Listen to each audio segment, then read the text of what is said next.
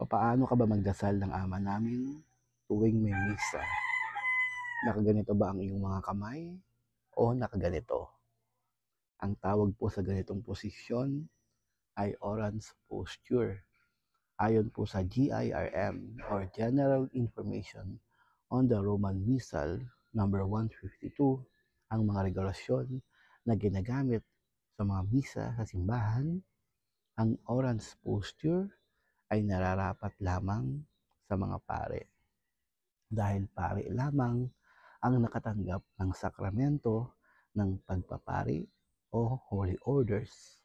Ang mga pare bilang mga persona Christi o mga tumatayo bilang ating Panginoon Kristo ang nararapat lamang na nagsasagawa ng orans posture, lalong-lalo na tuwing magdarasal ng Ama namin.